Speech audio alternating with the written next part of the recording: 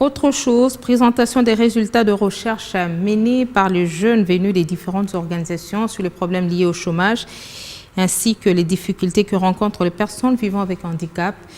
Une rencontre organisée par Youth XIF, appuyée par l'USAID. La mendicité, la prostitution, le vol, etc. Des conséquences de l'OSVT chez les jeunes pour la plupart désœuvrés. Ce tableau est celui peint par des ONG qui travaillent pour le développement de la jeunesse. Devant cet auditoire, le consortium des 9 est venu montrer le résultat des recherches sur les jeunes de Mangafula, Kisinso, du Kankokolo, de Kalamou, de Selembao et de Lingwala.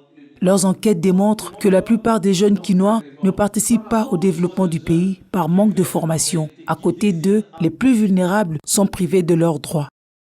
Capable d'exercer un métier et contribuer au développement durable de mon pays.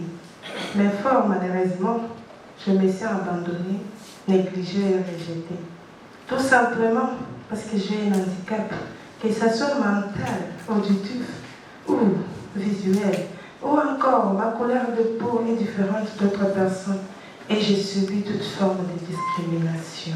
La Convention relative aux droits des personnes handicapées et des lois cadres encourage et soutient les efforts de personnes en situation de handicap.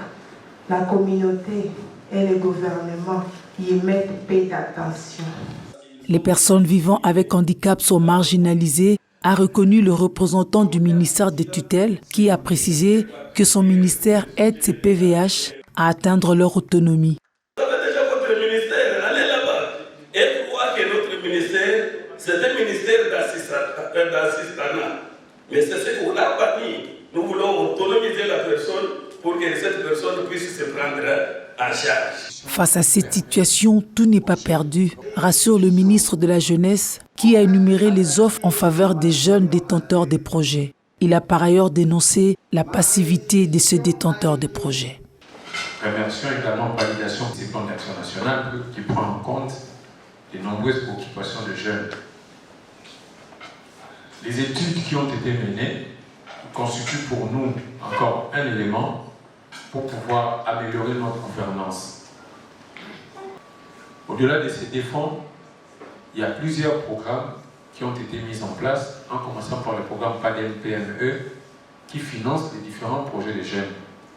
Mais malheureusement, les jeunes qui sont eux-mêmes demandeurs de soutien, ce sont ces mêmes personnes qui ne postulent pas. Après l'exposition des résultats de ces recherches menées sur une année, ces ONG peuvent compter sur l'accompagnement de leurs partenaires. Il a été question de travailler avec les jeunes. On devait présenter les différentes données pour lesquelles ils ont mené de la recherche pendant près d'une année. Il faudra continuer avec des actions beaucoup plus concrètes. C'est pour ça qu'ils se sont hasardés à travailler un peu sur le plan d'action qu'ils vont présenter auprès des différents bailleurs. On va continuer à chercher des moyens et des partenaires qui sont capables d'aider ces jeunes à recouvrer leur équité sociale. Pour la matérialisation des projets dont les objectifs étaient harmonisés en groupe de travail durant cette journée de restitution. Nous avons délibéré